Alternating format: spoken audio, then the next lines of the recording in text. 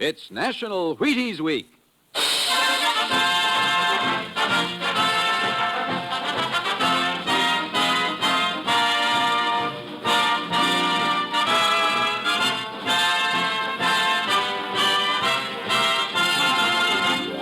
Yes, it's National Wheaties Week, and Wheaties present Dangerous Assignment.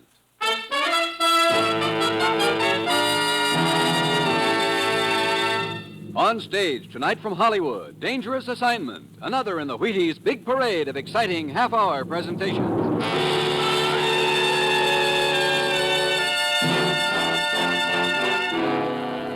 Dangerous Assignment, starring Brian Donlevy as Steve Mitchell.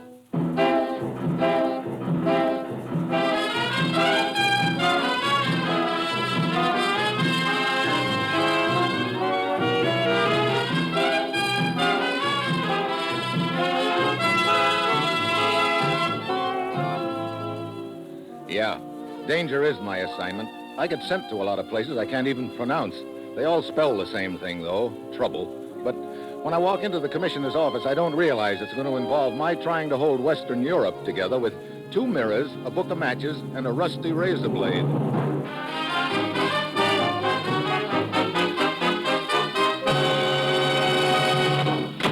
Morning, Commissioner. Ruth said you wanted to see me. I do, Steve. You're flying to Paris. But don't get any ideas. Well, I can dream, can't I? I'm afraid this dream's going to turn into a nightmare. Oh, swell. What's the deal? Tell me, what do you know about Aristide Reynal, Steve? Reynal? Oh, sure. The Swiss Sherlock Holmes. A sleuth of the old school, complete with a derby hat, umbrella, and false faces.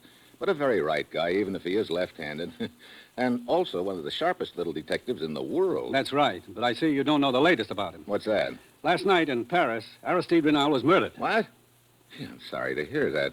I really liked the little guy. Who did it? We think it was our old friend Lupac, Steve. Lupac? Is he still on the loose? More than ever. Now, Steve, I don't have to tell you about Lupac. He's a hired killer and the cleverest man we've ever had in our hair. I'll tell you how clever he is. He's been operating 5 years that we know of. We're fairly sure he's implicated in at least a half-dozen assassinations, and yet no one even has a description of him. Yeah, I know that. Look, Commissioner, Aristide Reynal was a sort of a friend of mine, but I don't think you'd be sending me over to Paris to find Lupac for that reason. No, there's a lot more to it than friendship, Steve. You see, representatives of several European nations have been trying to hold top-secret conversations in Paris for the last week. What do you mean they've been trying? Every time they schedule a meeting, one of the representatives meets with a fatal accident, and I don't mean accident. I see. We think Lupac is responsible for those murders, that he's been hired to hamstring those negotiations. Now, Steve, they're going to try to meet again next Monday. Lupac's got to be caught before then. Get over to Paris, work with Inspector Murat of the Sûreté, and find Lupac. Well, that's it. You've got your assignment. Good luck.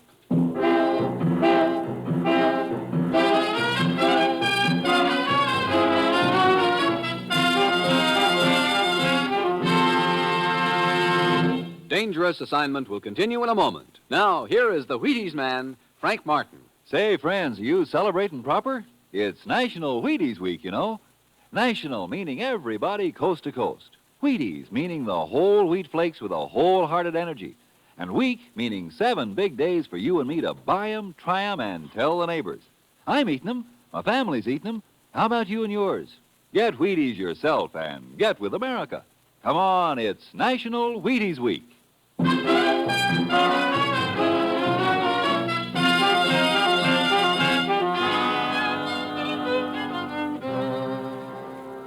That's what I like about my job. The commissioner's always so nice to me. He gives me a whole weekend in Paris, and all I have to do is find a killer nobody's ever lived to describe. I should be so lucky. Well, it's Friday when I get to Paris. I go to the headquarters of the French Sûreté, and Inspector Murat is waiting for me. Mitchell, all of us here at the Sûreté feel we have lost an honored colleague in Monsieur Aristide Reynal. What facts can you give me about Reynal's murder, Inspector? Unfortunately, very few. We know only that Reynal's body was discovered yesterday morning in the apartment of a man named Belog. Belog? Who's he? We have no idea, Mitchell. This Belog has dropped completely out of sight. Do you have any description of him? We have managed to piece together a slight description by questioning the other tenants. Belog is a small man, dark, with a mustache and a Van Dyke beard. He customarily wears horn-rimmed glasses and a beret. Great. That description could fit 1,000 guys in Paris. True. You know, there's a little idea pecking at my brain, Murat. I should not be surprised if it were the same idea that occurred to me, Mitchell. Namely, that this mysterious Monsieur Belog might be the hired killer we seek, Lupac. Yeah. You got a key to this Balog's apartment, Commissioner? Yes, we have left everything untouched for the time being. Good. Come on. I'd like to take a look at it.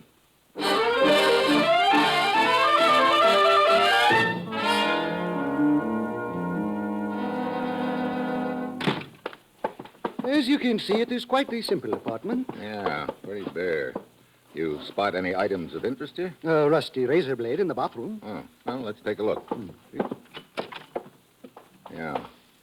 And some whiskers in the washbowl. It is possible that Balog, after the killing, decided to shave off his mustache and beard. So now we're looking for a little man with horn-rimmed glasses, with or without mustache and beard. You know, we're getting less to go on by the minute. Funny? Indeed. I do not see any humor in it. No. I mean, this guy Balog must have been a pretty vain gent. How do you mean? He's got 2 mirrors in here. Oui, I noticed that. One of them here over the washbowl on the left side of the room in the corner, and another one in the middle of the wall. Perhaps he needed more light. There's as much light here as there is there. You are right. It is strange. Well, anything else, Inspector? There on the table in front of you. This matchbook? Yes, note that there are but 2 matches remaining on the right side. Well, right now, I'm more interested in noting the name on the cover. Hugo's. What's that? A small restaurant on the Boulevard de Clichy. Well, when you don't know where to start, I guess one place is as good as any other, Inspector. Besides, I'm hungry anyway. I'll see you later.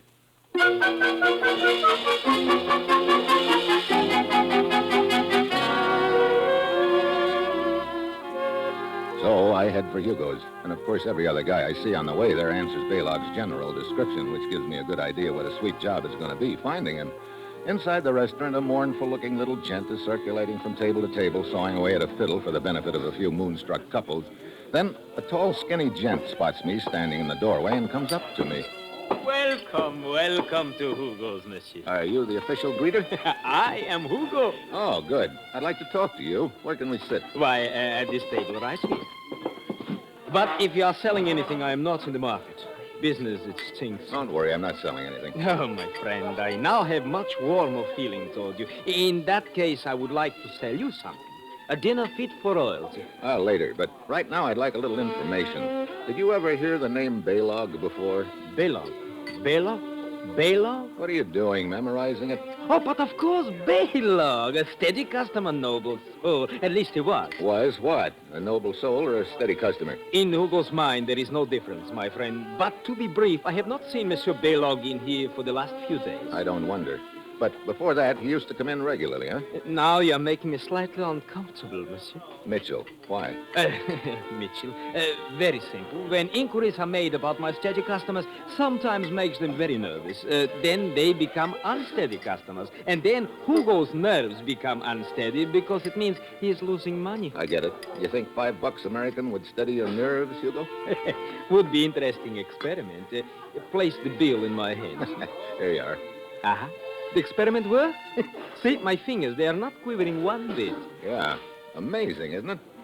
Now, about filling me in on this guy Balog. Of course. He came in here regularly, usually in company of another man.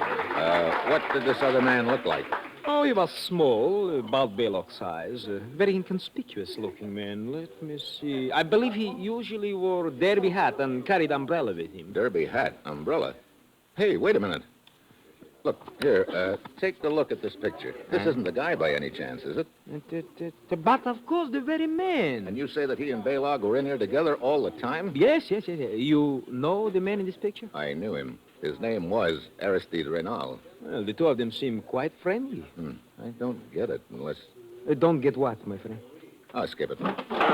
Well, thanks for the information, Hugo. Oh, but there is more. What? Indeed. Let us say that you have paid only for the main course of the dinner.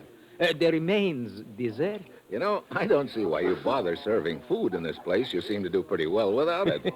One must live, my friend. Okay, steady fingers. Here's another 5 spot. Now, how about the dessert? You see, over that corner table, alone. The girl? Who else?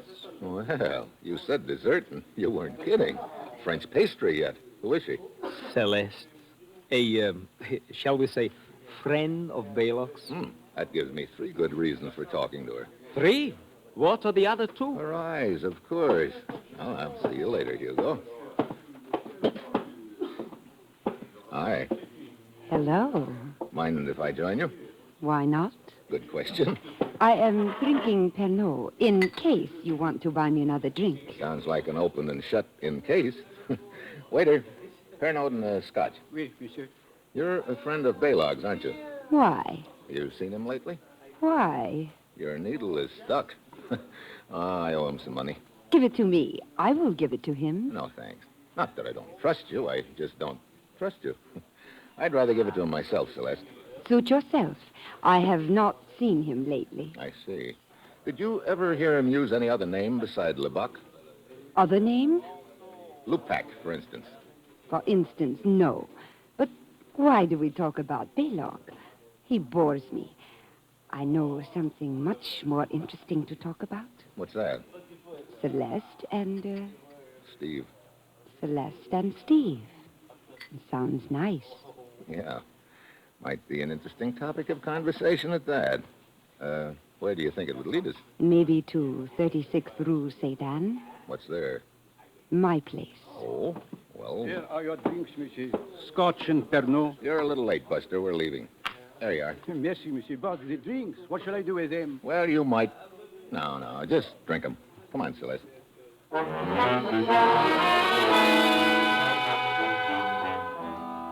We drive up and stop at her place and start in. Then I catch a glimpse of a figure standing in the shadows of the alley across the street. Could be Balog, alias Lupac. Celeste promises to wait, goes inside, and I walk down to the end of the block. Then I cross over and circle around that block. I came up the alley behind the guy, but when I get into the alley, there's enough light to tell me that no one else is in there. I come out across the street from Celeste's apartment, and still no one in sight. I start to turn for another look back down the alley, but just then an arm swings down out of the doorway beside me, and something awfully hard connects over my right ear. Knocks me to the ground. I fight to get up on my hands and knees, but just as I do, I get it again. I grab for the legs in front of my bleary eyes, but this guy must be enjoying it. The third time is the charm. Out I go.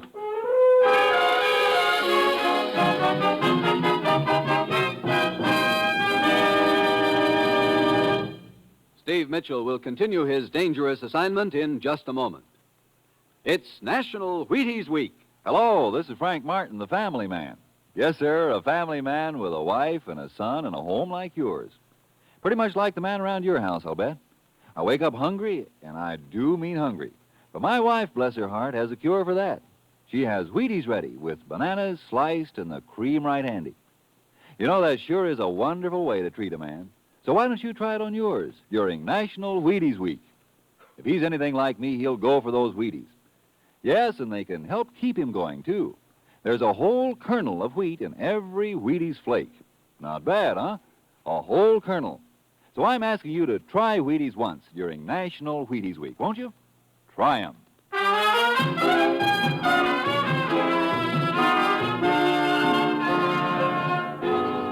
And now, back to Dangerous Assignment and Steve Mitchell.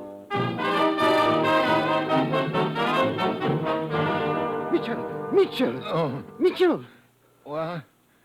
Oh, Inspector Murat. Oh, you are not so bad off after all. Don't take any bets on that. Oh, I'm glad. Brother, my head. What happened anyway? Oh, well, one of my patrolmen heard a commotion. He saw a man dragging you into this alley. The man fled. When the patrolman saw your identification papers, he called me, and here I am. Looks like I was about to get taken for the well-known ride. Who hit you? I wish I knew. Could have been Balog. Hey, that reminds me. Come on, Inspector. We should have a talk with Celeste.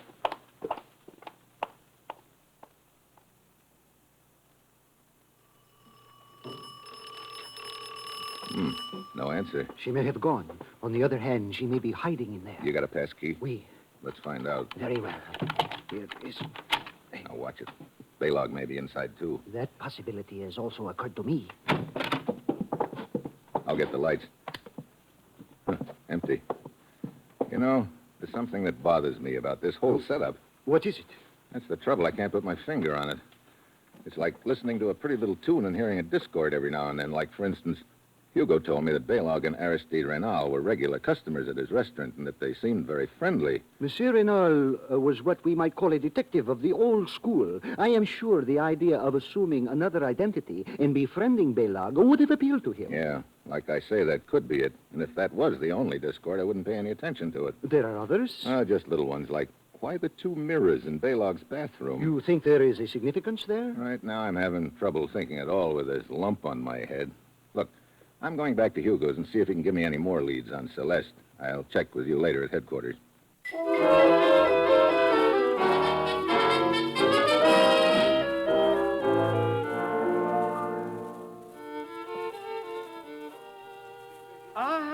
Good evening, Monsieur Mitchell. Hello, Hugo. Hey, looks like you're doing quite a business. No, these are not customers. They are would-be waiters. Waiters. Today I need a waiter. I put in paper advertisement, and they pour in a flood. Oh, but I do not think that you come back here to talk about waiters. Did you find your friend Balog? No, I can't even find Celeste. Ah. Hey, there's $10 in it for you if you let me know the next time she drops in here. $10? $10. Is it a deal? My friend, for that I will not only let you know, I will have her here waiting for you in chains.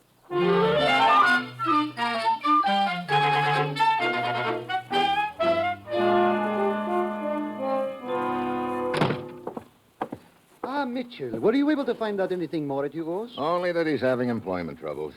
Tell me, are you still hearing little discords in this tune we are listening to? Yes, I am. And I'm beginning to think that the discords could add up to a whole new tune. Pardonnez-moi. Hello? Oui? What? How long ago? Very well. The trail is warming up, Mitchell. How so? At your suggestion, I have had one of my men watching Celeste's apartment. He reports that a man answering Balog's general description just went inside. Okay. Well, that sort of knocks my new tune into a cocked hat. Come on, let's go.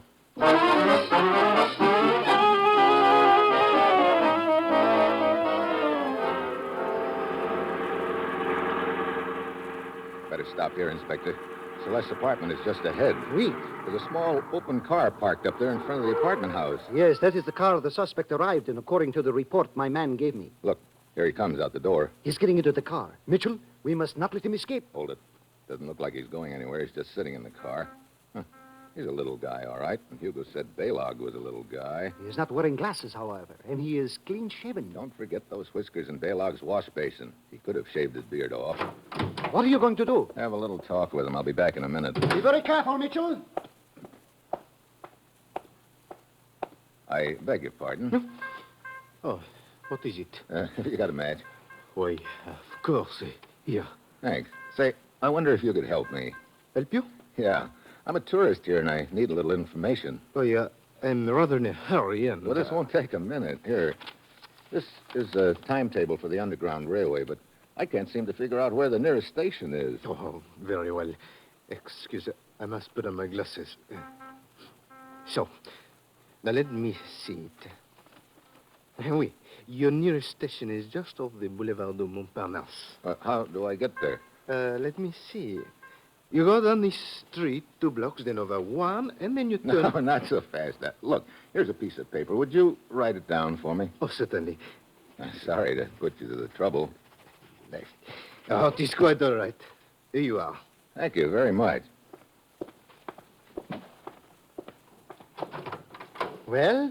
I don't know. Could be Balog, all right. He had to put on glasses to read the timetable. In that case, perhaps we... Mitchell, look! Yeah, Celeste just jumped into his car. Come on, Murat, get this baby started. We don't want to lose him now.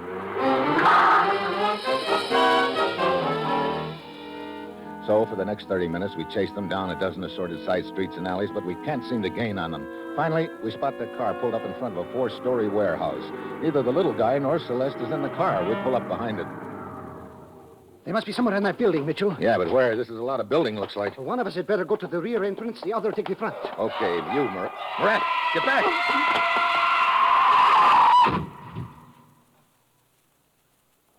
Mon Dieu. Brother. Yeah. This is the guy we were chasing, all right, or what's left of him. No identification on him, but that does not surprise me. Well, Mitchell, the case is closed. Our little friend, Balog, realized he was cornered. He preferred to administer justice to himself. Did he? I know what you are thinking, that perhaps he was pushed off the building. Well, perhaps he was. It is no matter.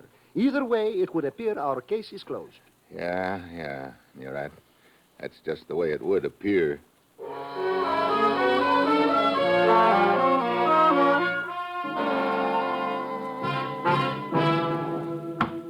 Sil Mitchell, international cooperation is a wonderful thing, and it has been a privilege to work with you in this affair. But I must say I am becoming increasingly annoyed at your present attitude. Sorry. It is true we have identified the body as that of Harold Pravda, an unemployed waiter. But to me, this means nothing. If Baylog was Lupac, as we believe him to be, he was quite capable of assuming a dozen different identities. I know all that, Inspector. But I tell you, the whole thing fits into place. Observe. First, we know that Aristide Reynal was on the trail of the notorious Lupac. Second, Reynal is murdered in the apartment of a mysterious little man named Baylog. Third, we know that Celeste is a friend of Baylog's. Fourth, We chase Celeste and a little guy to a warehouse. The little guy takes a diver, gets pushed off the roof. Exactamo. And furthermore, this little guy, as you call him, answers Baylog's description, even to the horn-rimmed glasses which he put on to write directions for you when you approached. Hey, hold it right there. What? You just said something, Inspector.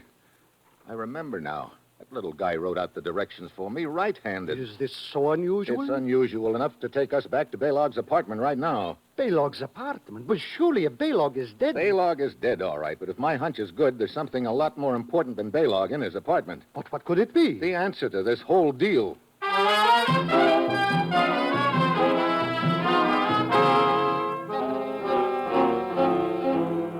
Inspector, one of the things you showed me when we were here in Baylog's apartment before was this matchbook on the table. But of course, that led us to Hugo's restaurant. Yeah, and that's all I was paying attention to at the time. I should have paid more attention to the fact that the remaining matches were on the right-hand side of the book.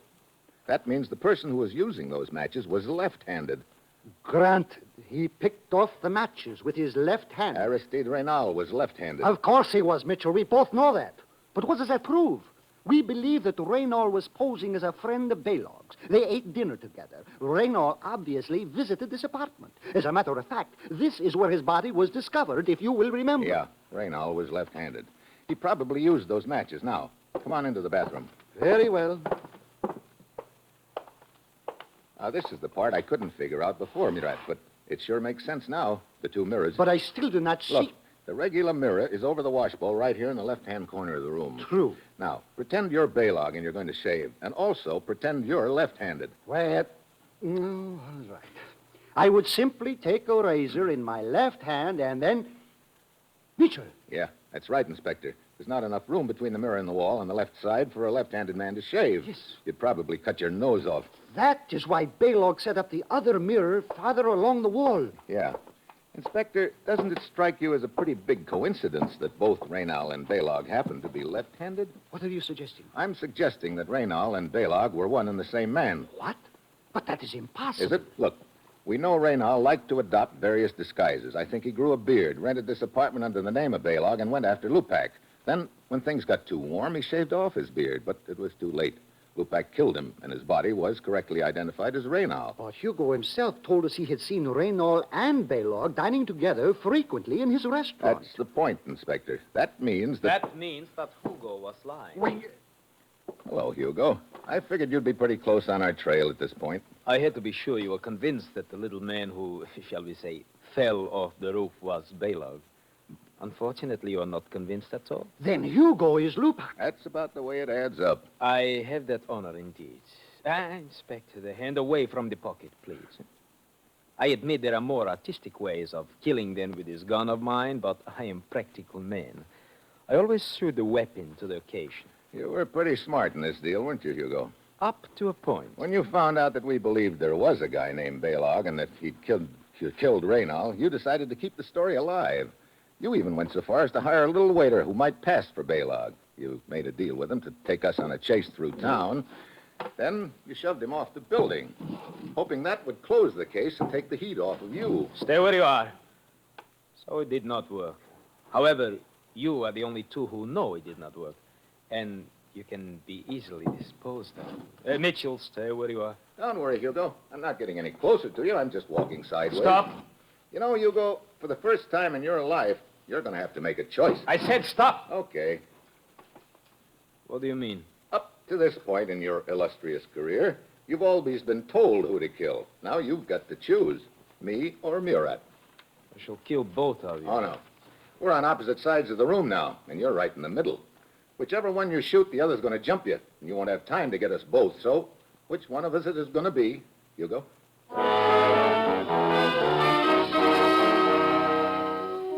Hugo licks his lips, jerking his head first towards me and then Murat. My plan is working. I'm almost to the light switch. Hugo takes another quick look at Murat, and I grab the switch and drop to the floor. I know Murat's got his gun out by now, like I have, but I also know Hugo's too smart to stay in one spot. I listen. No sound.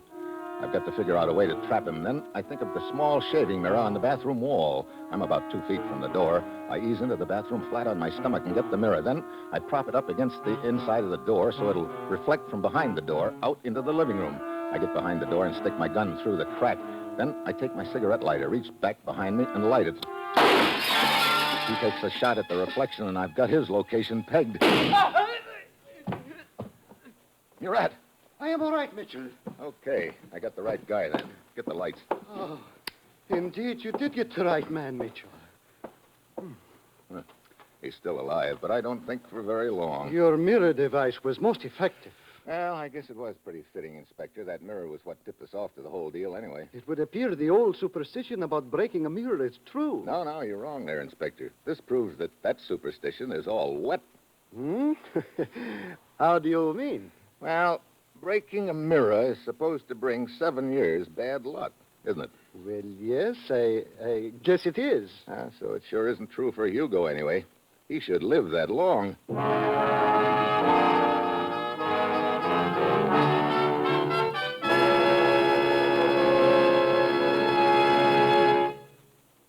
You have just heard the conclusion of Dangerous Assignment. Now, here is the Wheaties man, Frank Martin. It's National Wheaties Week. That was my wife. Sure, it's National Wheaties Week. So the Wheaties people asked her if she'd come to the studio tonight and tell the truth about me and Wheaties. Our little boy would have come, but he's only 3 1/2, and it's about time he was in bed. My wife's name is Maud Lee Martin, and she comes from Kentucky. Maybe you can tell it when you hear her talk. Thank you, honey. Well, I'm surely glad to have a chance to celebrate National Wheaties Week because we're really fond of Wheaties at our house. Our little boy Jeff eats them right out of the box. Your Wheaties announcer, my husband, eats Wheaties too. And I'd like to tell every wife listening, I really do think Wheaties make a great deal of difference in a man's work. I have a real nice feeling when I put Wheaties on the breakfast table because I know I'm giving my family a wonderful lot of real nourishment. If you haven't had Wheaties lately, pick up a package when you're at the store tomorrow and join the Martins at breakfast, won't you? Sure, do that. It's National Wheaties Week. Come on, everybody, to the Wheaties party. Eat a lot of Wheaties like the champions do. Dance together, cheek to cheek. This is National Wheaties Week. Eat a lot of Wheaties like the champions do. Wheaties at breakfast, the champions.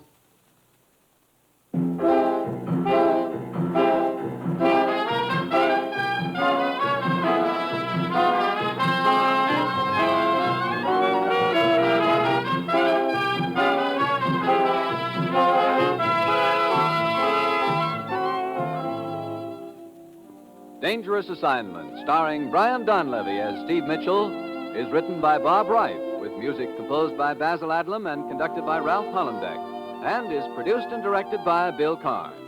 Join us again next Wednesday when Brian Donlevy as Steve Mitchell embarks on another Dangerous Assignment. And this is the Wheaties man, Frank Martin, inviting you to listen Thursday, that's tomorrow night, to Sarah Berner in Sarah's Private Caper on the Wheaties Big Parade. See you then. And remember, it's National Wheaties Week.